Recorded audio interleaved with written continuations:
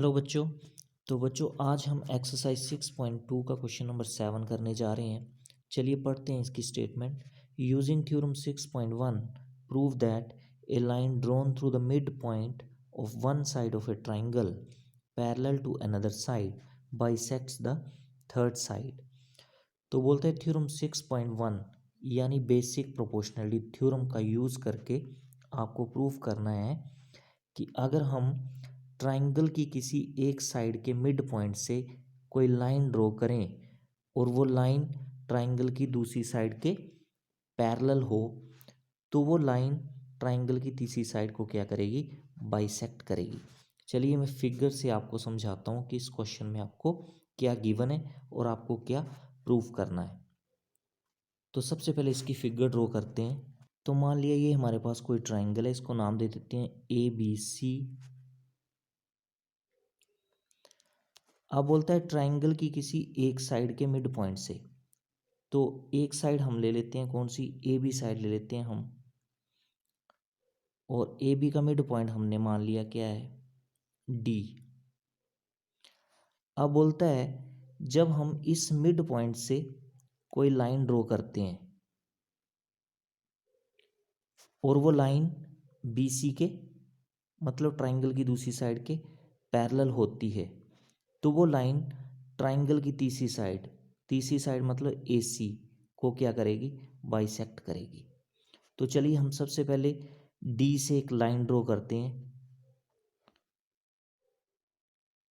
तो D से हमने एक लाइन ड्रॉ की और इसको नाम दे दिया हमने DE। अब आपको प्रूफ क्या करना है, ये DE लाइन जो है AC लाइन को क्या कर रही है, बाइसेक्ट कर रही है, मतलब E जो है वो AC का मिड पॉइंट है। ठीक है ना। दोबारा से देखो स्टेटमेंट में क्या लिखा है, बोलता है कि अगर हम ट्राइंगल की किसी एक साइड के मिड पॉइंट से, तो AB का मिड पॉइंट हमने मान लिया D जो है मिड पॉइंट है किसका, AB का। तो बोलता है कि मिड पॉइंट से अगर हम कोई लाइन ड्रॉ करें जो कि ट्राइंगल की दूसरी साइड के पैरेलल हो, तो हमने मिड पॉइंट से यानी D से एक लाइन ड्रॉ की DE जो कि पैरेलल है किसके, लाइन BC के। तो आपको प्रूफ क्या करना है, देखो जो कोमा से आगे लिखा हुआ है ना, ये जो लिखा है ना, ये आपको प्रूफ करना है और इससे पीछे जो है वो आपको गिवन है। ठीक है, तो आपको प्रूफ करना है ये जो DE लाइन आपने ड्रॉ की ये AC लाइन को बाइसेक्ट करेगी।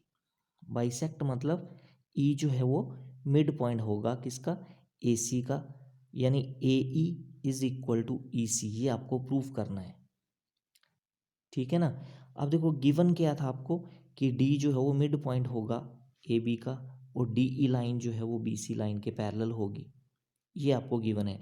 तो पहले जितनी आपने फिगर ड्रॉ की है उसकी डिटेल हम लिख लेते हैं।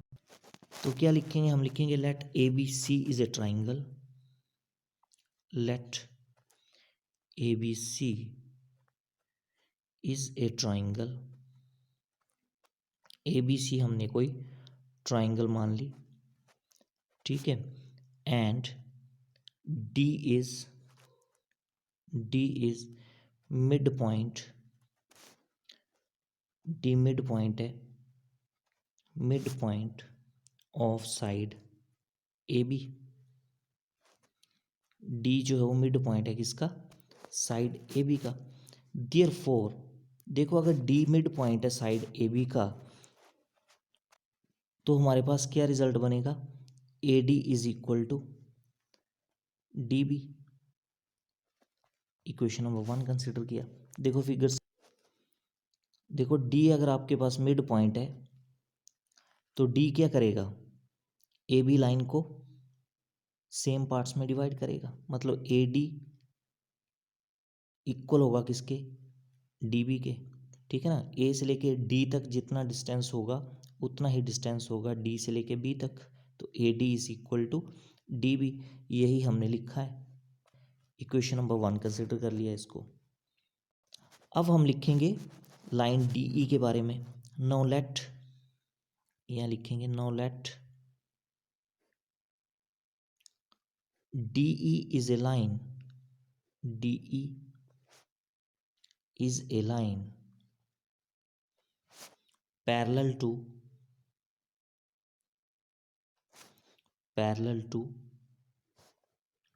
BC, which intersect which intersect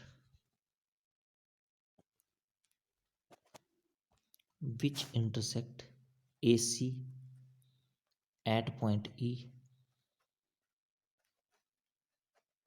at point E। मतलब जो DE लाइन हमने ड्रॉ की पैरेलल टू BC, वो AC को E पॉइंट पे इंटरसेक्ट कर रही है, मतलब AC लाइन को E पॉइंट पे काट रही है। ठीक है ना।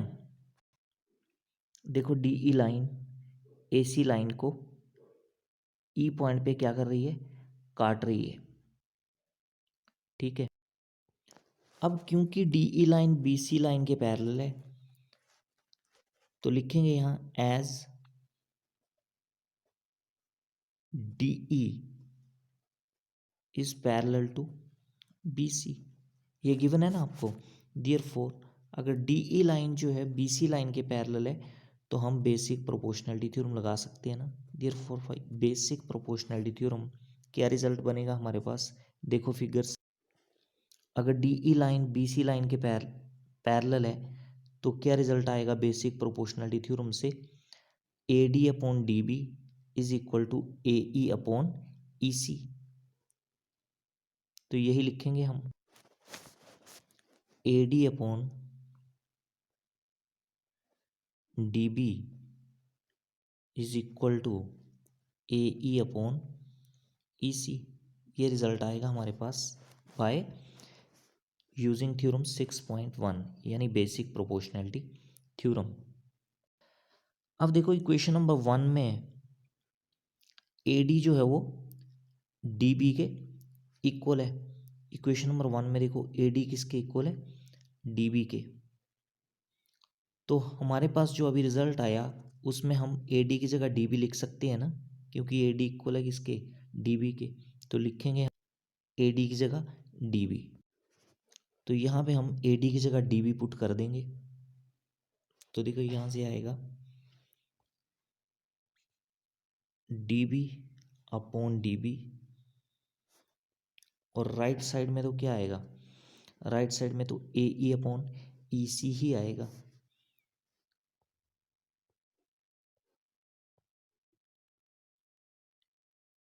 AE upon EC। ये AD की जगह हमने जो DB लिखा, ये कहाँ से लिखा, फ्रॉम इक्वेशन 1। तो यहाँ से ब्रैकेट में कर लोगे आप, ये जो रिजल्ट आया आपके पास ये कहाँ से आया, फ्रॉम इक्वेशन 1, और ब्रैकेट क्लोज कर लोगे। अब देखो DB से DB क्या होगा, कैंसल आउट हो जाएगा और लेफ्ट साइड में 1 बचेगा। तो 1 is equal to AE upon EC, और क्रॉस मल्टीप्लाई करोगे आप, ये EC जो है वो 1 से मल्टीप्लाई हो जाएगा। तो क्या रिजल्ट आएगा, this implies EC is equal to AE। यही बनेगा। अब देखो अगर EC AE के इक्वल है, इसका मतलब क्या है, इसका मतलब है कि E जो है वो मिड पॉइंट है AC का। देखो फिगर से, देखो AE इक्वल आया हमारे पास किसके, EC के। तो ये तभी आ सकता है ना जब E क्या हो, मिड पॉइंट हो किसका, AC लाइन का। तो E अगर AC लाइन का मिड पॉइंट है, तो इसका मतलब क्या हुआ कि ये जो DE लाइन हमने ड्रॉ की थी, ये AC लाइन को क्या कर रही है, बाइसेक्ट कर रही है। और यही आपको प्रूव करना था। तो क्या लिखेंगे आगे हम, तो इससे आगे हम लिखेंगे therefore E is mid point of AC।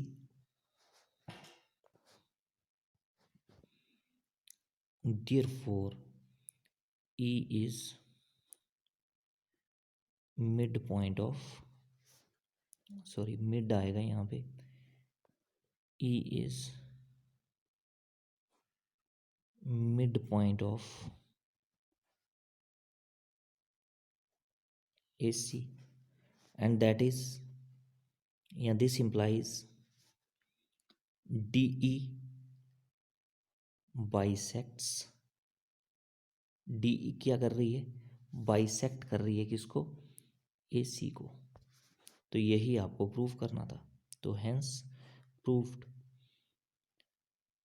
तो आई होप ये क्वेश्चन आपको अच्छे से समझ में आ गया होगा। तो अपने नेक्स्ट वाले वीडियो में हम इससे अगले वाला क्वेश्चन यानी क्वेश्चन नंबर 8 करेंगे। तो आज के लिए फ़िलहाल इतना ही। Thank you.